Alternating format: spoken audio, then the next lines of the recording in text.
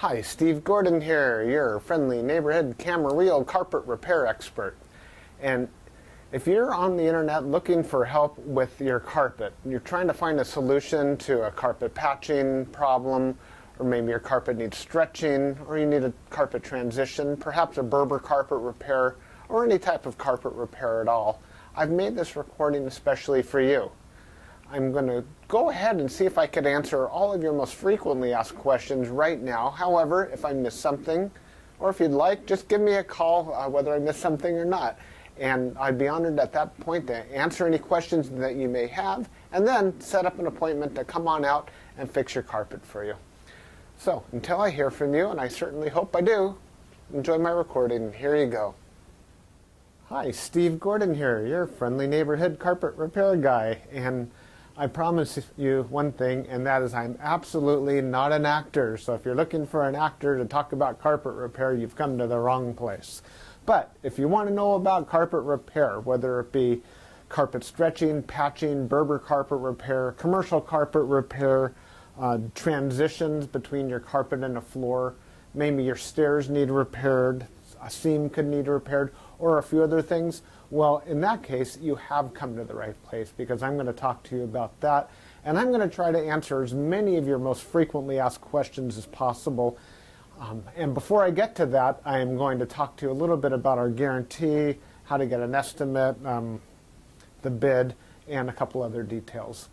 So, I hope you enjoy my recording, and please be patient with me because I don't have a script. I've got a dozen notes here to go off of, and it's just going to be right off the top of my head, and I'll try to really just answer all the questions I can ahead of time so that you have a little bit of education when you call us, and I certainly hope you do. So first, I'd like to talk about the guarantee.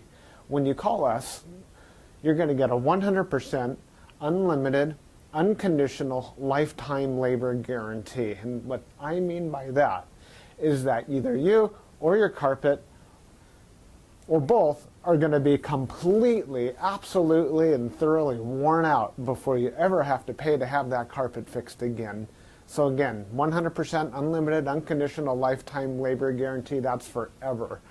How you get your estimate in the first place is after you watch this recording, give us a call here at the office, and we're going to give you something like a phone guesstimate. We'll give you an idea of what you might expect to pay. We might tell you something like between $150 and $300, or we might say between $200 and $400, or something like that. We're not going to know exactly, or even not even all that close, how much it's going to cost to have us fix your carpet for you. So if you feel like we're in the right sort of price range, then we're going to schedule an appointment to come on out and actually give you an absolutely free, no obligation bid. At that point, if you feel the bid is fair, and I'm sure you will because it's our business model to give you a fair price so that we could do the job right then and there all in one trip. We would really love to just do it in one trip. Now, I understand that sometimes you need to get a bid on one trip and then come back at a different time, have us come back at a different time to actually do the work. But by and large, it's normally best to just get it all done all in one trip, and that's how we'll give you the best price as well. After all, driving out to your place once is going to be less expensive for both of us than it would be to drive out to your place 2 or more times. Now, another thing about the absolutely free, no obligation bid is at that point we're going to actually have an opportunity to see the work. We're going to see exactly what needs to be done because you see, when you call us on the phone, even though you think you've explained the situation thoroughly, it's very likely that either myself or one of my assistants here that helps me answer the phone won't really understand exactly what we're dealing with until we actually see it. And so that's why we really do want to come out and give you a bid in person. And by the way, if you don't like the bid, if you don't think it's fair, we're going to walk away absolutely empty-handed, and that makes us sad. So sad, because we want to be out there, we want to fix your problem and put a check in our pocket and go off to the next one. After all, this is what we do for a living. This is how we feed our families. Speaking about money, please don't pay cash. We would really prefer that you pay with a check made out to Creative Carpet Repair, or use a credit card. You can call in the office with a credit card. So cash, it's against the agreement I made with all my contractors. Now, if you work with me directly, if I'm the actual contractor that shows up to your house and you want to pay me cash, I'm happy to take it. But for any other contractor throughout my entire company, please don't pay cash. Now, I want to talk a little bit about the carpet repairs. I've got a little bit of housekeeping out of the way. Let's talk about carpet stretching. Most people wonder why their carpet is all rippled up. So if you look out at your carpet and you see more waves than the ocean, or it's more rippled up than you can believe, and there's peaks and valleys in your carpet and you're getting seasick just looking at it, or if it's a trip hazard, there's a real good chance that your carpet was never stretched in tight enough to begin with. You see, whoever stretched your carpet the first time around more than likely didn't use a power stretcher. Now what a power stretcher is a pole that it butts up against one wall on one side of the room, and this pole runs all the way across the room to a head that's on the other side.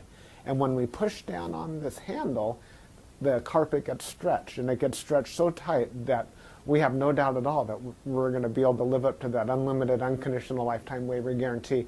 That carpet will never ripple up again. You have my absolute word of honor on that.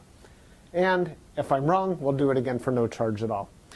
When we stretch carpet in a room, it's always best to have the room completely empty. We could empty the furniture out of the room for you if that's what you need, but more often than not, the customer will want to get as much as possible out of the way. Now, don't strain yourself. Don't go moving a giant king-size bed or a dresser that weighs, more than 10 elephants.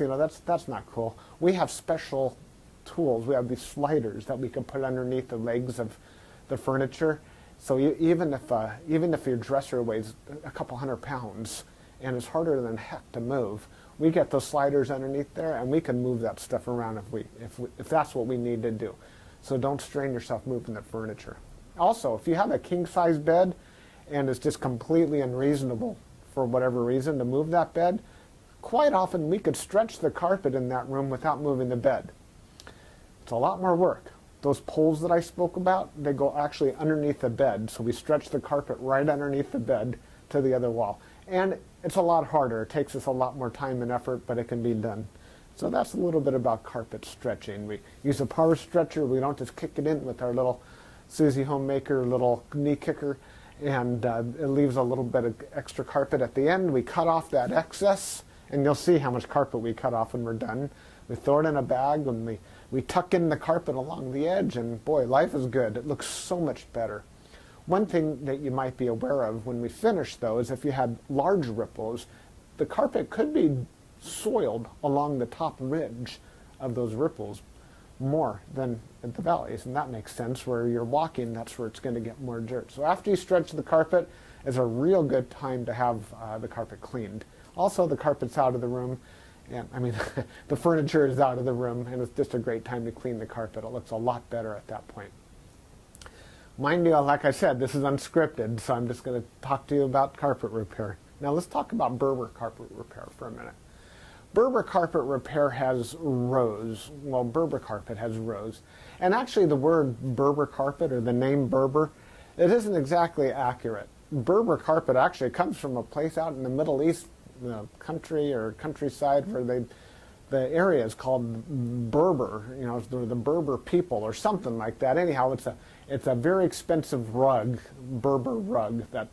That's the actual meaning of the word Berber rug. The Berber carpets that we find today are very similar. There's loops and there's rows, and if you pull on one of those loops, or rows becomes unglued somehow, it could make a run, what we call a Berber run. So when you pull on that thread, it's like it's unzipping right in front of you. It's like, oh my gosh, what has happened? I've got this zipper run going all the way across the room. Now your higher end Berber carpet, that doesn't likely happen. It almost never does. But the lower end, middle of the road and lower end Berber carpet runs all the time. So when we fix a Berber carpet, what we're going to want to do is take out the bad area and patch a new piece in there. Sometimes we could actually weave a little bit of some new loops right into the place where that carpet has come unfurled. But more than likely, we're going to want to put in a Berber patch in that area. One reason that Berber comes apart at the seams is because the carpet was never sealed at the seams well enough to begin with. Your carpet installer that originally installed that carpet was supposed to use a latex sealer or even a glue gun or something to seal the edges of the carpet. Now, if they don't seal the edges of the carpet, that's one reason that Berber carpet is just going to unfurl like crazy. So when we put in a patch or fix a Berber carpet, that area gets sealed. Now, we give the unlimited, unconditional lifetime waiver guarantee on Berber carpet as well. But mind you, just because, let's say you have a 12-foot seam and we fix 3 feet of it, that's the part that we guarantee. The rest of the seam we're not going to touch. And you may have a problem with that in the future. And that's certainly not our business to cover something we've never actually worked on before. Now, after Berber carpet patching, I'll just talk about carpet patching in general. And this includes the Berber. When you call us to have your carpet patched, the first thing that we're going to ask you is if you have any extra carpet to do the patch with. If the answer is yes, well, we're golden. We're ready to do the job. If you say no, you don't have any extra carpet to do the patch with, we'll ask, well, can we take the carpet from a closet or maybe even from underneath a piece of furniture? Because what we can do is we can take a piece of carpet from a closet and patch it right into your damaged area. And it usually works out really well. Most people would rather have a piece of carpet missing out of their closet than have a terrible, nasty area in the middle of their room where they'll see it all the time. After all, inside the closet, you usually have that covered up with shoes and old photographs and baseball bats and everything you've ever collected in your life. More about carpet patching is if you don't have the carpet to do the patch, there's really nothing I can do to help you. So you're going to need to find that carpet to do the patch with before you bother having us come out there, because if we don't have the carpet to do the patch, we're stuck. Our hands are really tied. There's nothing we can do. Now, you're probably wondering how the patch is going to look when we're finished. It's real hard to say, especially in a recording like this. So just between you and me and a million of our closest friends here watching this recording through time, that patch is likely to be visible. You see, if you take a piece of carpet that's never been walked on, it's never been soiled, it's never seen the light from the window coming in so it hasn't faded out, and you take that brand new looking type of carpet or piece of carpet and patch it in to an area that has been worn, it has been soiled, it has been faded out by the sunlight, well, certainly you're going to see the difference between the new carpet and the older carpet because it's patched right in the middle there. Certainly it's going to look a lot better than the situation you probably have right now, but patches are visible. Another reason a patch might be visible would be because, well, thick carpet, thick nap or plush carpet hides the seams quite well. Short nap carpet, like a Berber carpet, for example, or any of the commercial type carpets, they're very short nap. They show the seams far more. Another thing is that the rows have something to do with it. When we cut a carpet in the same direction as the row of the carpet, well, those seams are by and large less visible than the seams that we cut that cross the rows. When we cross the row, well, it's unavoidable to do that if that's what we have to do to make a patch. And those seams stand out a little bit more than the ones that go along with the rows. So carpet patching, that's what we specialize in. We could absolutely do that for you. Have the carpet available for us, and we also back up our patches forever, just like everything else, just forever and ever and ever. That patch will never come up. After patching, well, we could talk a little bit about pet damage also when we talk about patching. If you have an animal, a dog or a cat, or I've even seen it's been a bunny or a few other animals that have actually gotten locked behind a closed door. What'll happen is they'll get that separation anxiety and they'll try to dig their way out and they'll just rip the heck out of the carpet. That's one of the main reasons we'll do carpet patching. If that's the case, well, certainly it's just like any other patch. You supply the carpet, we'll put it in. However, if that animal didn't tear up the carpet, if they actually urinated on the carpet, there's a whole other thing we can do about that, and I'm going to need your help for that. What we'll do is we're going to ask you to go to the pet store or go online and buy twice as much of a product as you think you're going to need, maybe 4 times as much, to actually kill the odor. Now, the product I'm talking about is actually an enzyme, and what we'll do is we'll pull back the carpet, we'll remove the padding, clean the floor, and you'll pour this enzyme onto the floors underneath it all. And that enzyme will eat up all the proteins that contribute to the smell of the urine in your carpet. Then we'll put in new padding, and you'll pour that enzyme cleaner all over the backing of the carpet as well at that time. I'll reinstall the carpet, and then one more time we'll use that cleaner, and we'll just soak that area of the carpet with that enzyme one more time. And that's likely to kill the scent altogether. That smell should be completely gone. If not, it's probably because your animal found another place that you don't even know about, and I'm sorry about that. There's nothing we could do about your animal. Now that we've spoken about pet damage, I like to talk about carpet to floor transitions. A lot of people call us because they've put in a new floor. Maybe it's a tile or a wood floor, and their carpet now needs to be finished along that edge. More often than not, we don't need to put in any kind of metal there.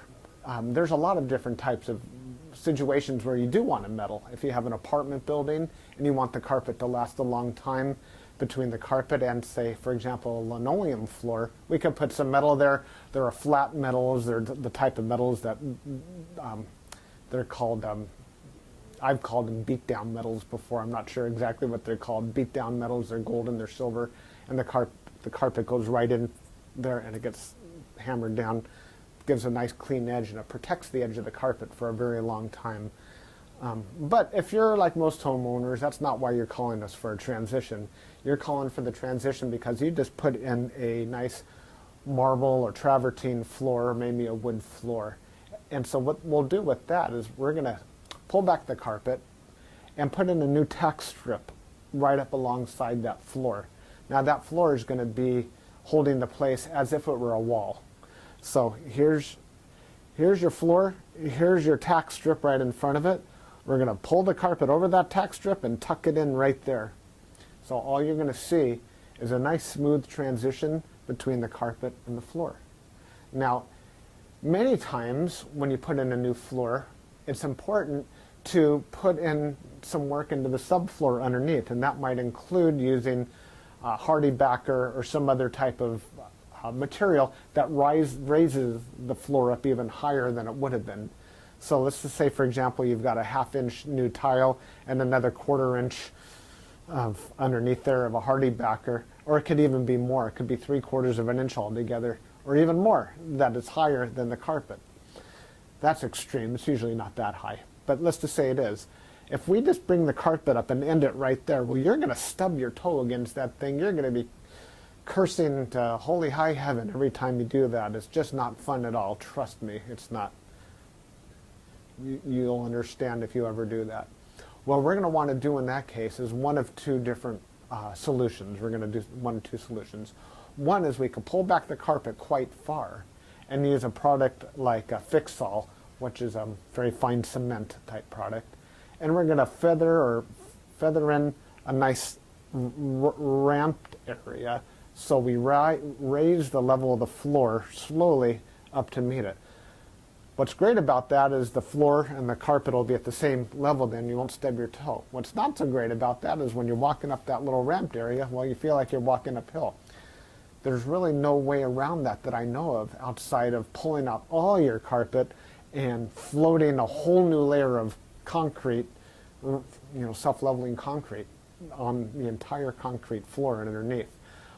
That's a lot of work. It's possible that would be the perfect way to do it if I were working on a $10 million home in Beverly Hills, that's probably what I would be doing. I would be raising the entire floor to be level with, so the carpet could be level with the floor. But here in the real world, what we'll normally do is rise it up with some Fix-All, or we could do it even easier. We could use shingles, cedar shingles. Cedar shingles are about that long, and that makes a nice little ramp up, and it normally works just beautifully. It's quick, it's easy, we can get it all done in one trip. So we're going to raise the level of the carpet, right up to the level of the floor, and you're just going to be happy as can be about that. Some transitions are round, curved. Other transitions could be squared. There's 100 types of transitions out there. And if you look on the internet under carpet to floor transitions, you're going to see a lot of examples. Perhaps even on my website, you can see some other examples. And so when you call us, you can explain what you're dealing with, and that would help us with the program here. Stairs. So, do you have a problem with the carpet on your stairs? I did a job like this just today, where the cat had actually torn away the corners of almost every stair all the way up the stairway. The lady was not happy about this. My solution to this was that, well, first of all, I asked her, do you have any extra carpet? And the answer was yes. You can take the carpet out of a closet. And I told her, well, you're going to have carpet missing out of a closet. And she said, well, that's fine. You can put this carpet in the closet. So she had something that didn't match at all. And she didn't mind because, well, she just didn't care that the carpet in the closet didn't match halfway through. So I took the carpet out of the closet, and the first thing I did is I completely replaced the first two stairs, because after all, the first stair or two wears out faster than everything else anyhow, and those first two stairs were pretty trashed. Instead of just fixing the little corners, just replace the entire stair if you can. It'll make a world of difference to have something new there.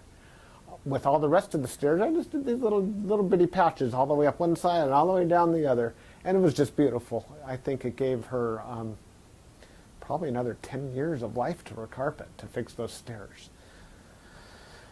Another thing you could do with stairs, what some of my customers have done, and I love this idea, is replace the entire stairway by, well, let me back up a little bit. Let's just say you have a 3 or 4 bedroom house, and it's the same carpet throughout the entire house, and your stairway is pretty much in the middle of it all. And if you replace the carpet on your stairs, well, it's going to be a slightly different color than the rest of your carpet, and that's going to look low class, and we don't like that, do we? No, we don't. What I would suggest in that case is that we take the smallest room of the house, maybe a small bedroom or nursery, and pull the carpet out completely from the smallest room of the house and buy new carpet for that room.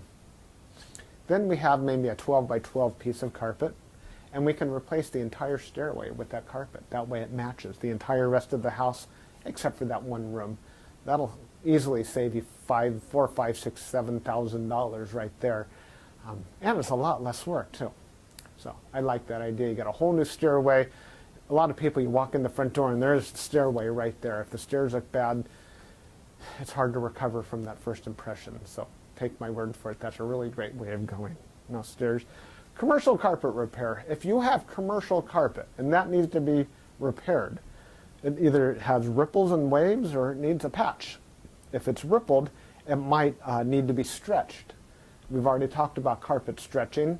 On the other hand, it might have a different issue. It could be your commercial carpet was glued down to concrete to begin with. If that's the case, what we do is we actually take a knife and we just cut right down the middle of those ripples, cut right down those bubbles, and we will re-glue the carpet right underneath there and smush it all down, and believe it or not, those bubbles are going to be completely gone. They might be completely invisible when we're finished. You won't even see where we cut it, because where we cut it is exactly when we put it back together. The carpet will be nice and tacky before we push it back down. It's a great solution. But if the carpet needs to be stretched, well, we have to get the power stretcher out, and we'll fix it up that way. Now, if your carpet in your commercial building, say you have an office, is because, let's just say that you removed a wall between two rooms. If that's the case, you may have a strip of carpet that's missing. It's always a great idea to just get a completely different color. So if you have blue commercial carpet, go get a piece of red or black. Just something completely different, because a patch going all the way down through the middle of the room that's just a little bit off, it looks low class again. But if we put a strip of red down the room, or burgundy or black, people walk in and they go, oh yeah, these people have got some class. They got a decorative idea. So that's just my opinion. Use a completely different color if it's something goes all the way across the room. Now if it's just a patch, a small patch for whatever reason, and you have a little extra carpet, we can always patch it in with whatever you have. Seam repair.